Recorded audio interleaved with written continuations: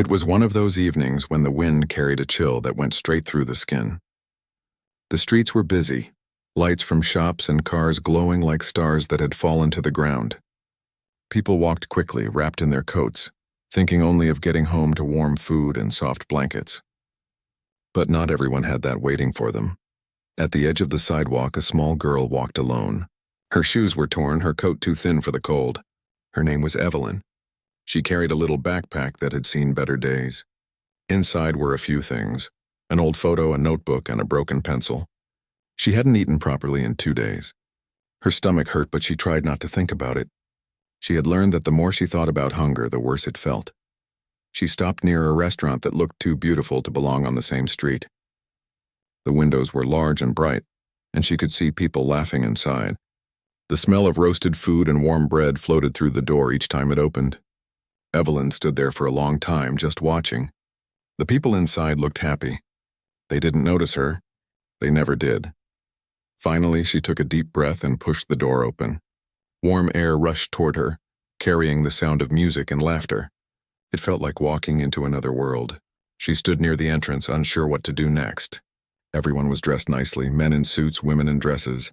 A waiter looked at her, his face tightening. He walked over quickly. "Miss, this place isn't for begging," he said softly but firmly. "I'm not begging," she said in a small voice. I was wondering if I could have something. Maybe leftovers, please." Before the waiter could answer, a man at one of the large tables looked up. He was older, with sharp eyes and a gold watch that caught the light every time he moved. He was the owner of the restaurant, a billionaire named Mr. Langford. He was known for his money, his pride, and the way he laughed at things he didn't understand. He waved the waiter over. "What's going on?" he asked, his tone filled with curiosity and a little annoyance. "This girl came in asking for food," the waiter explained quietly. Mr. Langford looked at Evelyn, studying her from head to toe. "Food?" he said. "And what do you have to pay for it?" Evelyn lowered her eyes. "Nothing, sir. I don't have money." The people at nearby tables began to look at her too. Some smiled kindly. Others rolled their eyes, thinking she didn't belong there. Mr. Langford leaned back in his chair, amused. "Well," he said with a smirk, "I don't run a charity. But tell you what, if you can give us something worth listening to, maybe I'll give you a meal. Can you sing, dance? Do anything?" There was a small laugh around the room. The waiter shifted uncomfortably, but Mr. Langford didn't seem to notice. Evelyn looked around and saw a grand piano near the corner of the room. It was shining under the soft lights like a dream. Her mother used to play one just like that. Back when things were different, when they had a home and laughter, and music instead of silence and cold. "I can play," she said quietly. Mr. Langford raised an eyebrow. "You can play?" He laughed a little, shaking his head. "All right, little one. If you can play something good enough to impress me, I'll feed you. But if not," he paused, smiling as if it were all a game. "No food, deal?" Evelyn nodded. She didn't trust her voice to speak. The waiter hesitated but led her toward the piano. The room had gone quiet now. Some people whispered to each other, curious about what would happen. The lights above the piano glowed softly, and for a moment it was just her and the instrument. She placed her fingers gently on the keys.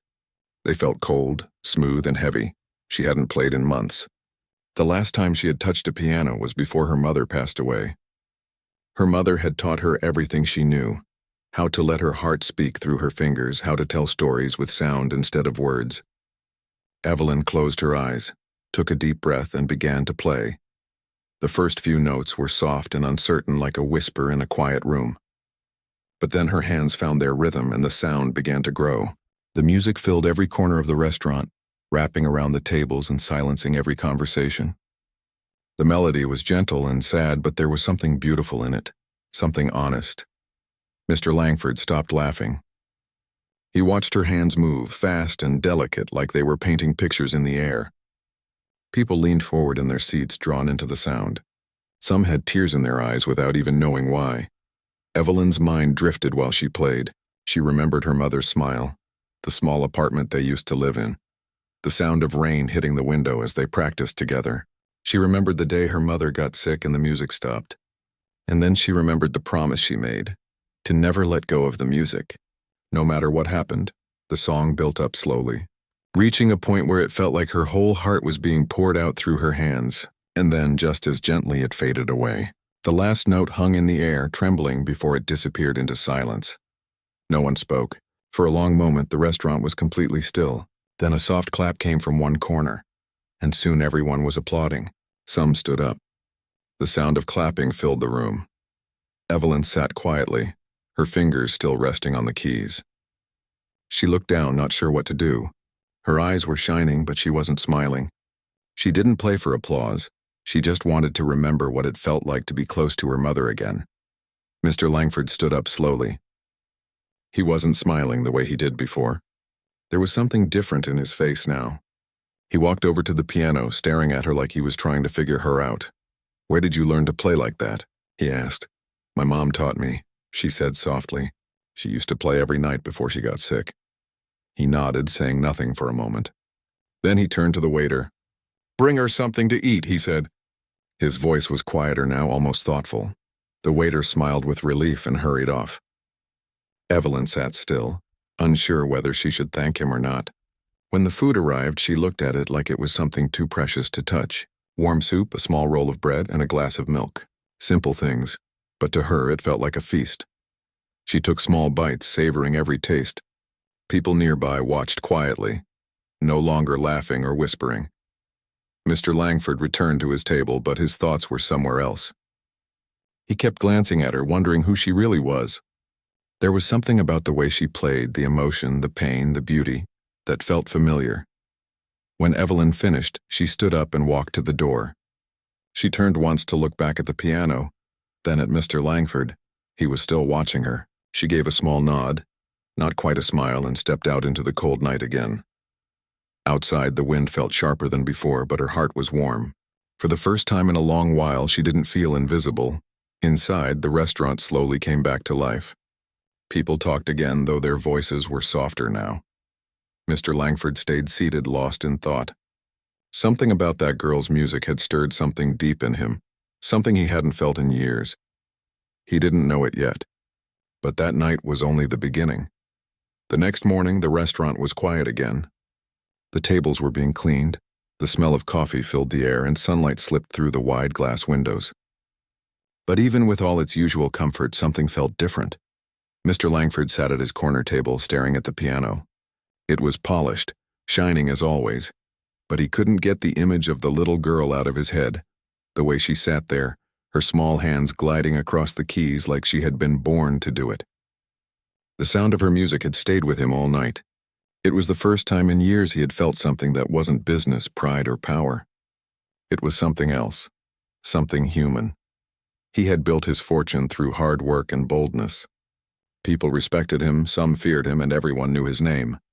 But deep down he had grown used to the world being cold and predictable. People always wanted something from him. Money, fame, approval. But that little girl hadn't asked for anything. Not even sympathy. She just wanted food. And when given a chance, she gave back something priceless. He sipped his coffee slowly, watching the piano again. "Find out who she is," he said suddenly to his assistant, who had just walked in. The young man looked surprised. "The girl from last night?" "Yes, the one who played. Do you know her name, sir?" "No," he said quietly. "But I want to." The assistant nodded and hurried off to ask around. Later that day, the waiter who had been there last night stopped by his table. "Sir, she didn't leave a name. But she comes around sometimes. I've seen her across the street near the old bus stop, sitting with her backpack." Mr. Langford leaned back, thinking. "If she shows up again, tell me right away." That night, after the restaurant closed, he found himself walking down the same street. He wasn't sure why he was doing it. Maybe curiosity, maybe guilt, maybe something deeper he didn't want to admit. He saw her near a bookstore, sitting on the steps, her backpack next to her. Her hair was messy and her clothes were still the same. She was sketching something in her notebook. Lines, shapes, maybe music notes. He walked closer and she looked up, startled. "Do you remember me?" he asked gently. She nodded. "You're the man from the restaurant." "Yes," he said, feeling oddly awkward for the first time in years. "I wanted to thank you for last night. You played beautifully." "Thank you," she said softly. She looked unsure whether to trust him or not. "Do you have somewhere to go?" he asked. She hesitated. I stay at the shelter sometimes. When there's room, he nodded slowly. I see. There was a silence between them, the kind that feels heavy with unspoken things. Would you come back to the restaurant tomorrow? I want to hear you play again. Her eyes lit up, but she quickly looked away. I don't know. People laughed at me before I played. They thought I was nothing. They were wrong, he said quietly. Come tomorrow. I'll make sure it's different. She looked at him for a long time, trying to see if he was serious. Then she nodded. Okay. When she came back the next day, he kept his word. The restaurant wasn't crowded that afternoon. Only a few people sat at the tables enjoying tea and quiet music. He greeted her himself this time, not like a stranger, but with a kind smile.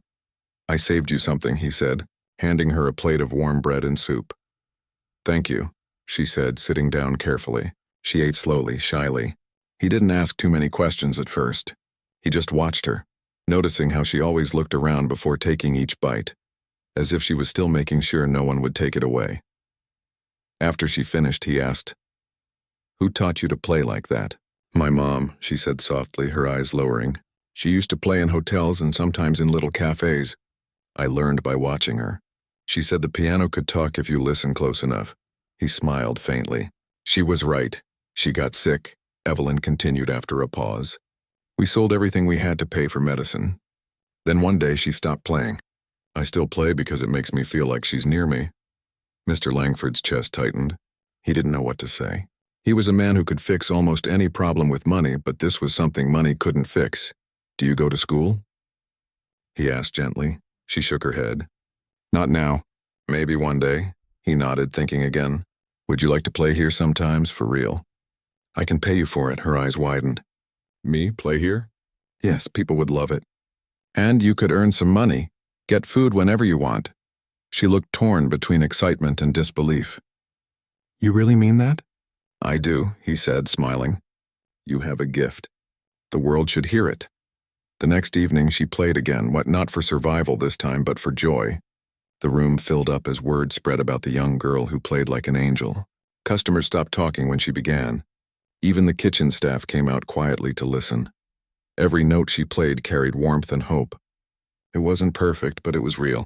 She wasn't just playing music. She was sharing her heart. Mr. Langford stood near the back listening, feeling something he hadn't in years, pride that wasn't about money or success. He felt proud of her. After she finished, the applause was loud. People even asked for her name. She smiled for the first time in front of strangers. When the crowd left and the lights dimmed, he walked up to her again. You were amazing, she smiled shyly. I was scared at first. But then I remembered what my mom said. Don't play for people. Play for love. That's good advice, he said softly. He wanted to ask her more about her mother, where she had worked, what her name was, but something in him hesitated. He didn't want to bring back pain. Still, that night when he went home, he couldn't stop thinking about her words. Her mother had played in hotels, maybe even one of his. Years ago, his company had owned several hotels that often hired local musicians. He wondered if it could be true, if somehow their paths had crossed before. The thought wouldn't leave him. The next day, he called one of his old managers. Do we still have records from musicians who worked in our hotels around 7 or 8 years ago? Yes, sir, the man replied. Most of them are archived. Check them, Mr. Langford said. Look for a pianist, maybe a woman, possibly with a child. That evening, Evelyn came again just to say thank you. She had cleaned up a bit and looked brighter, though her clothes were still simple. I've never had anyone listen to me like that, she said. Usually people walk away before I finish. Well, he said, smiling kindly, those people missed out. She laughed quietly. It was the first time he had heard her laugh. It sounded soft but full of life. Do you ever miss your mom? He asked carefully. All the time, she said. Sometimes when I play, I can almost feel her sitting next to me, like she's telling me I'm doing okay. He nodded slowly, feeling something heavy press against his chest. Later that night, when he was alone in his office, his phone rang. It was the manager he had spoken to earlier. Sir, I found something. There was a pianist named Lena who played in your Midtown hotel years ago. She had a daughter named Evelyn. They left when she fell ill. Mr. Langford froze. The name hit him like a wave. He remembered her now. A kind woman who used to play softly in the lobby, always smiling, always polite. She had even written him a letter once asking for help with her medical bills. He had never read it personally. His staff had sorted through requests like that all the time. He had ignored it. He sat there for a long time, staring out the window at the city lights. The same city where that woman's daughter now wandered, playing to survive. A girl whose music had touched his soul, a girl he had almost turned away.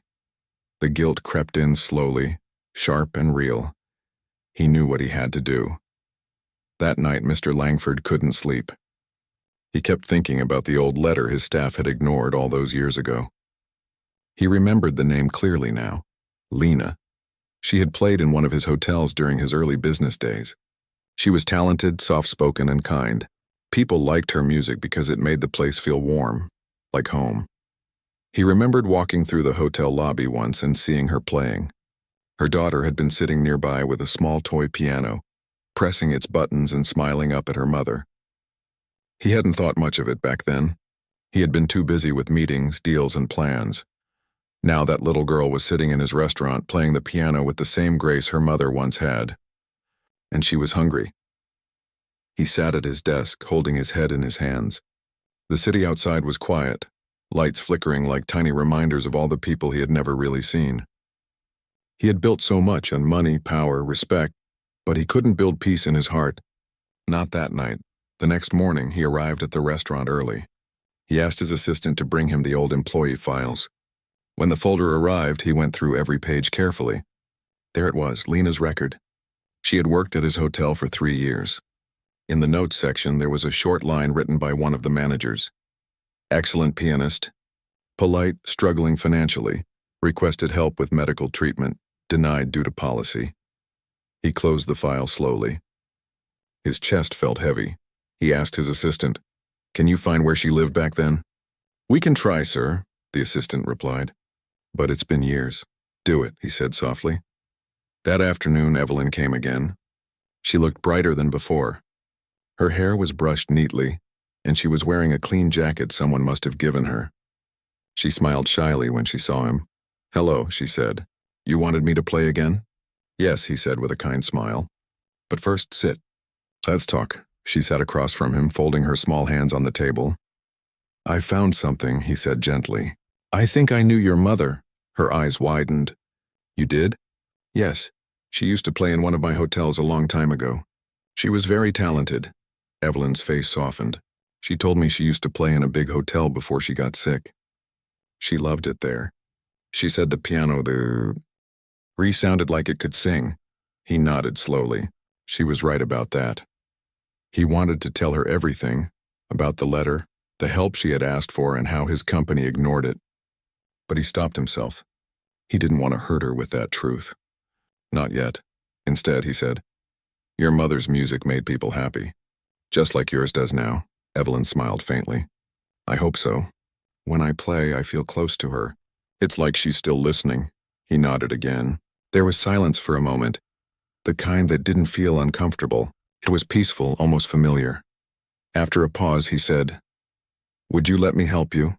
I could get you lessons, real ones. A teacher who can guide you. You have a gift that shouldn't go to waste." She looked uncertain. "Lessons? But that costs a lot. I can't pay for that."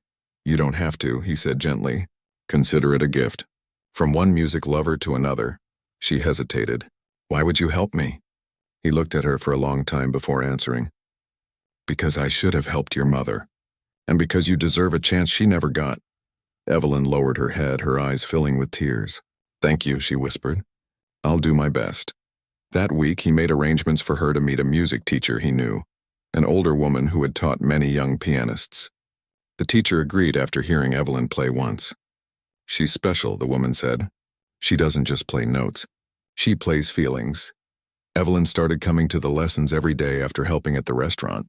She learned quickly, her fingers finding their confidence again. The teacher said she was one of the most gifted students she had ever met.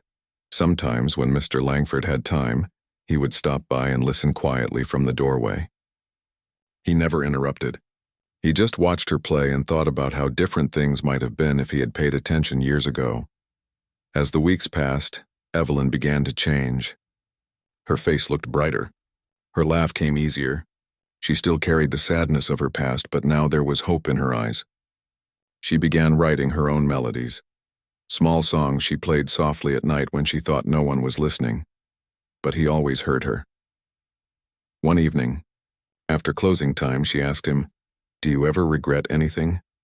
He looked at her, surprised by the question. "Yes," he said after a pause. "More than I can say." She nodded slowly. "My mom used to say regrets are just wishes we forgot to keep." He smiled sadly. She was a wise woman. "Yes," she said softly. She was. After that night, Mr. Langford found himself thinking less about business and more about the things he had missed in life. Kindness, connection, simple moments that had nothing to do with money. One rainy morning, his assistant came to him with some old letters they had found in storage. Among them was the one Lena had written years ago. It was short and carefully written. "Dear Mr. Langford, I've worked in your hotel for 3 years and have loved every moment of it. I'm writing because I've fallen ill and need treatment I cannot afford. I have a young daughter. She's bright and kind and loves music. If there's any help your company can offer, it would mean the world to us. Thank you for your time and for letting me share my music with your guests." The letter had never reached him personally. It had been stamped declined and filed away. He held the paper in his hands for a long time. He could almost hear her playing in that hotel lobby again, smiling at her little girl between songs. He felt something heavy rise in his throat. That evening, he went to see Evelyn at her music class. She was practicing a new piece, one she had written herself. When she saw him, she smiled. "Listen," she said, excited. "I made this one up myself." He sat quietly as she played. The melody was soft and gentle, like a memory floating through air.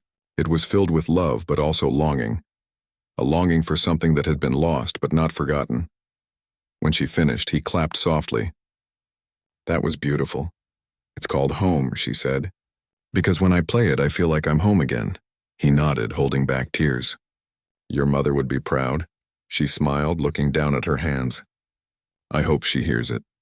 He wanted to tell her then, to tell her everything about the letter, the past, the guilt. But he couldn't bring himself to do it. Not yet. He didn't want her to carry the burden of his mistakes. Instead, he said, "Would you like to perform one day? Maybe in front of a big audience?" Her eyes widened. "Like in a concert?" "Yes," he said. "You deserve to be heard." She shook her head shyly. "I don't know if I'm ready for that." "You will be," he said with a smile. "When you're ready, I'll be there to watch." As he left the music school that night, he looked up at the cloudy sky and whispered quietly, "I'm sorry, Lena, I'm trying to make it right." From that day on, he became more than just a man who owned restaurants and hotels. He became someone who cared. He started donating to shelters quietly, never using his name. He asked his staff to treat everyone with kindness no matter who they were. But his biggest goal was Evelyn. He wanted her to have everything her mother had dreamed of: a safe home, a good education, and a stage to share her gift. He didn't know it yet, but his life was about to change even more. Evelyn's music would soon reach people far beyond his restaurant. And through her, he would learn what true success really meant. Not money or fame, but healing. And it had all started with a hungry girl and a piano in the corner of a crowded room. Weeks turned into months, and the little girl who had once walked into the restaurant hungry was now walking into a music school with confidence. Evelyn had grown stronger, her face brighter, her eyes filled with purpose. Every day she practiced with care, her fingers moving faster, smoother, and more sure than before. She wasn't just learning music anymore. She was finding herself in every note. Mr. Langford often visited the school quietly, sitting at the back while she practiced.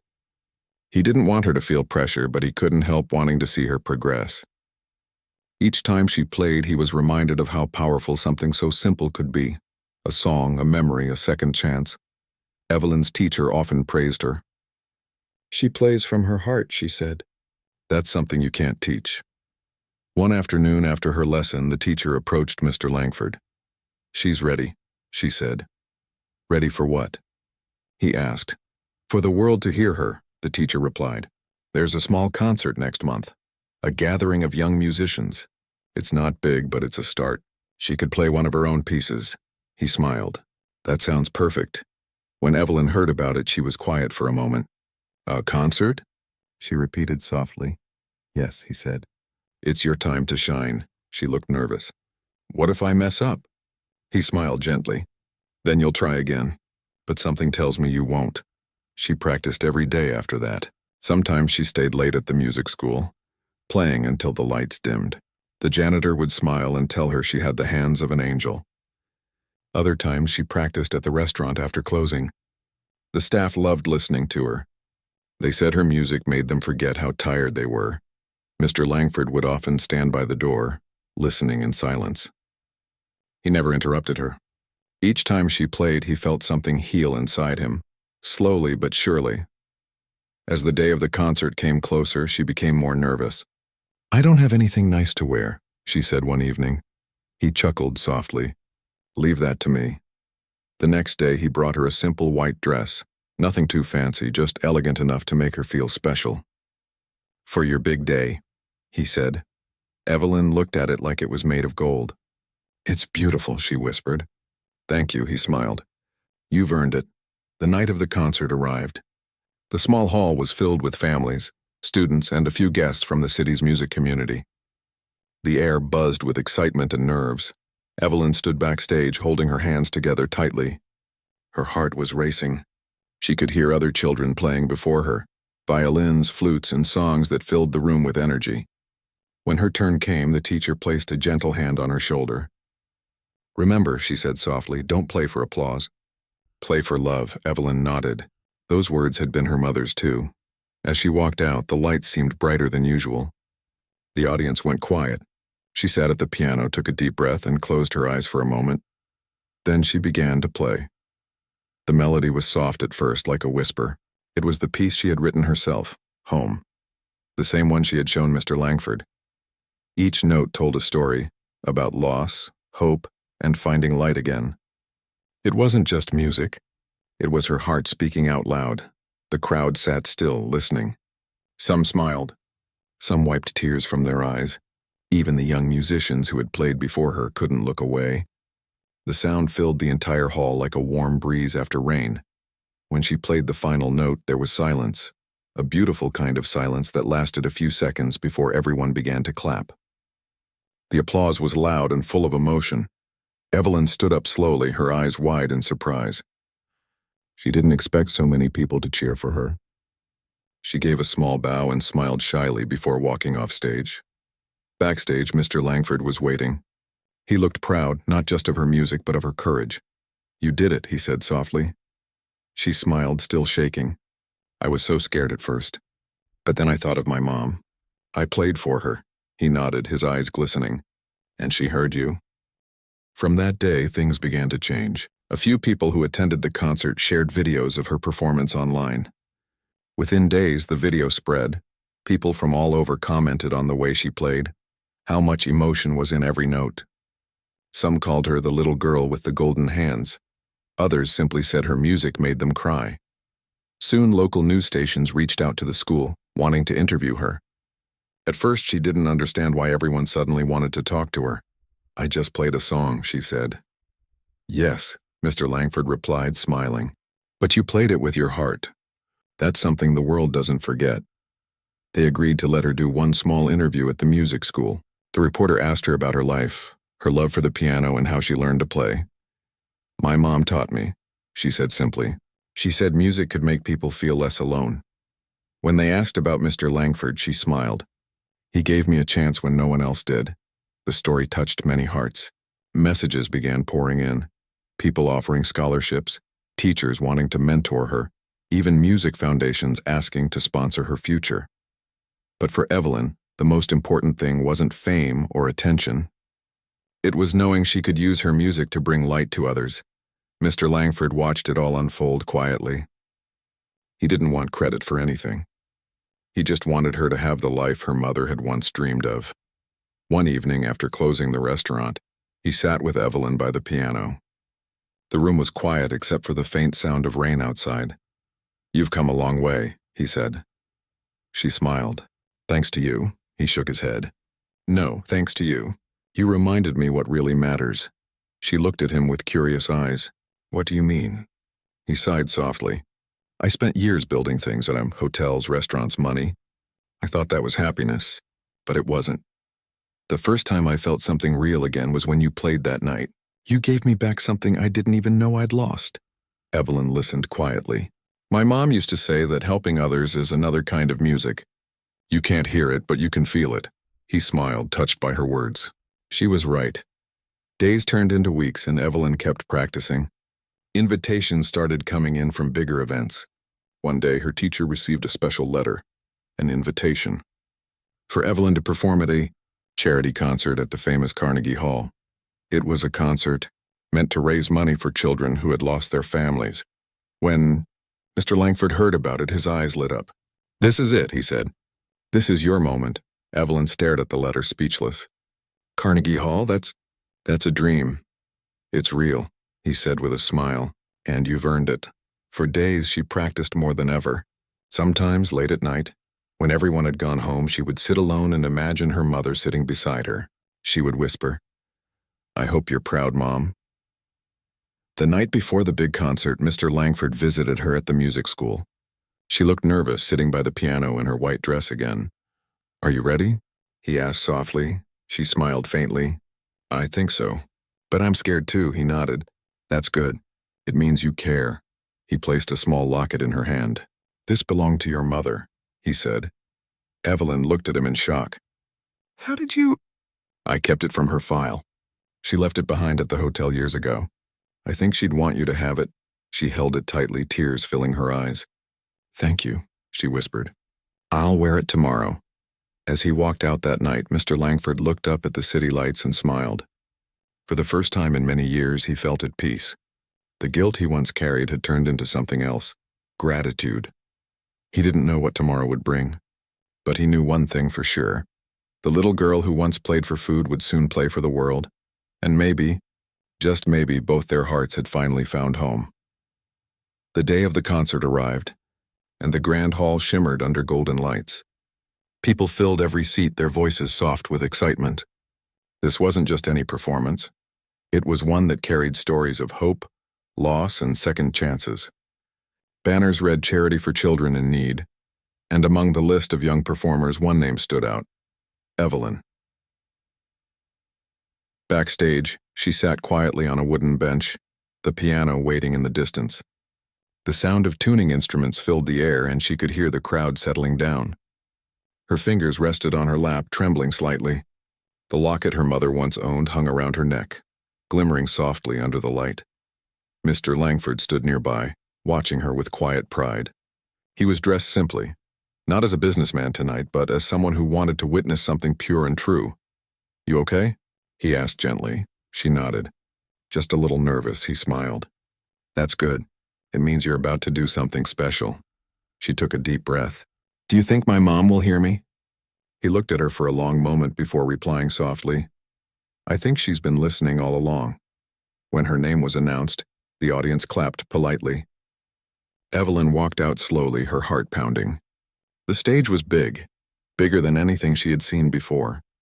The piano stood in the center, black and shining, waiting for her touch.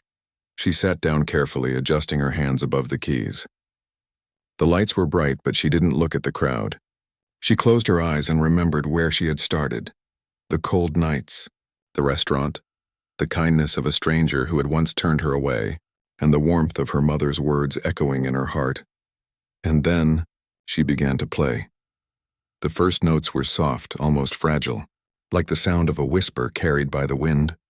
Then the melody grew stronger, fuller, filled with emotion that came from deep inside her. Every note told her story, and the pain, the hope, the journey from hunger to harmony. The hall grew still.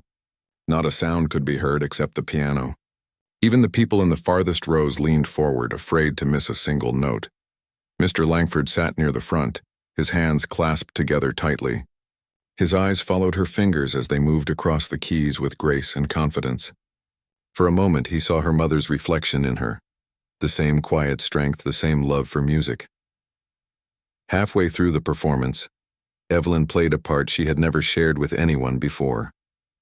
It was a few new lines she had written the night before, soft, emotional, and full of gratitude. She played it for the man who gave her a chance when she had nothing. When the last note faded, the silence that followed was deep and beautiful. And then the applause came, loud, endless, full of emotion. People rose to their feet, clapping and cheering. Some had tears in their eyes. Evelyn stood up, her hands shaking slightly. She gave a small bow, smiling shyly as the lights glowed around her. Backstage, when she returned, Mr. Langford was there waiting. He didn't say anything at first, he just hugged her gently. "You were amazing," he said quietly. "You didn't just play music tonight. You told the world your story." She smiled, her eyes wet with tears. "I felt like she was with me."